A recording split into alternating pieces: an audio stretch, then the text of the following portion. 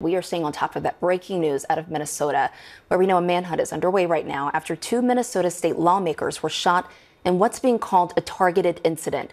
Minnesota officials say State Representative Melissa Hortman and her husband were shot and killed in their home in the suburbs of Minneapolis. State Senator John Hoffman and his wife also shot in their home not too far away. Both have undergone surgery and are expected to be okay. But officials say the suspect was impersonating a police officer and now believed to be on the run. He was last seen in Brooklyn Park, where there's now a shelter-in-place order. Minnesota Governor Tim Walz is now recommending that people not attend any political rallies in the state today until that suspect is caught.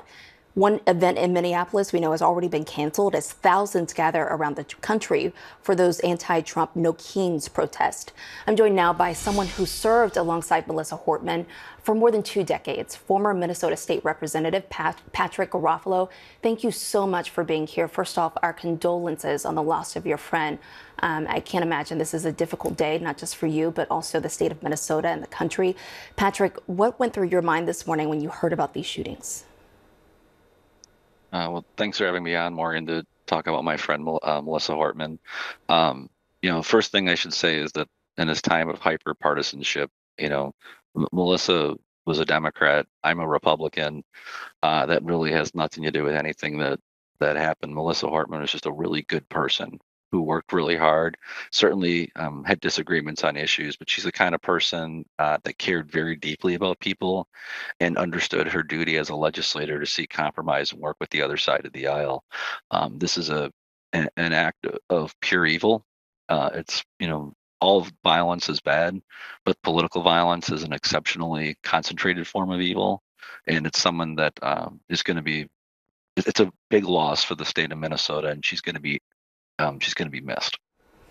Patrick, you mentioned that hyper partisanship. You were a good friend of Melissa Hortman, despite being a member of a different party.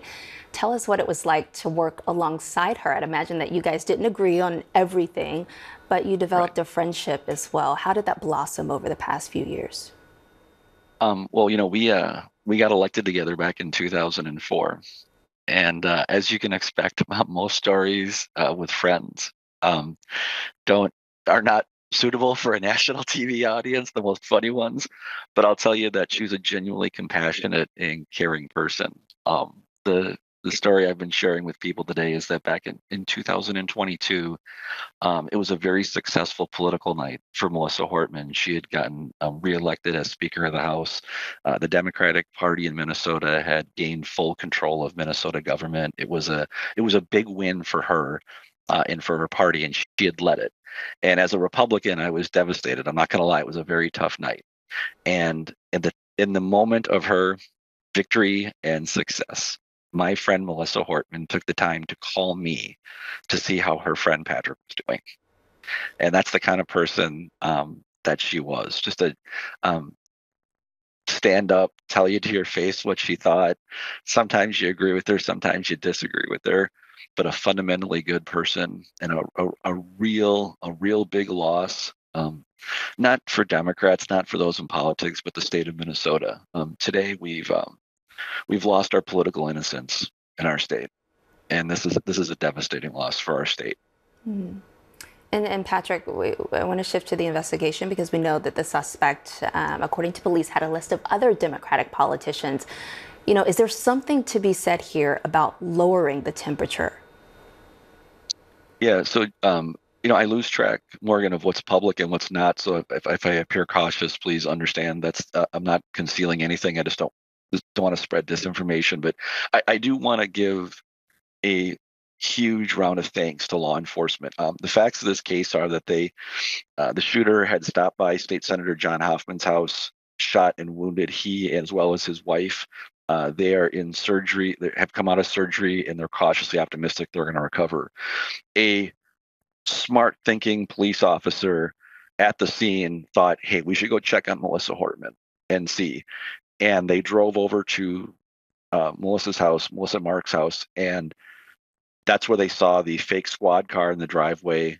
And after this person had murdered Mark and Melissa, encountered them coming out of the building, out of their house, and engaged in a gunfight with them. Now the gunman ran out the back of the house, and as far as I know, is still on loose. But the quick thinking actions of law enforcement going from the Hoffman crime scene to the Hortman crime scene have saved lives.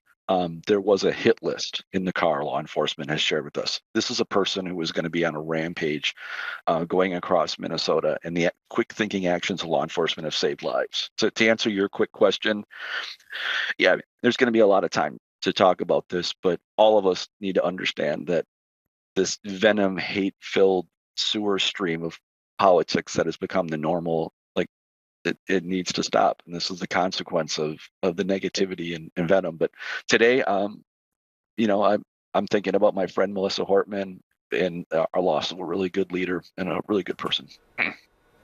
Former Minnesota State Representative Patrick Garofalo, thank you. And I'm thinking about you and everyone there in Minnesota. Thanks, Morgan.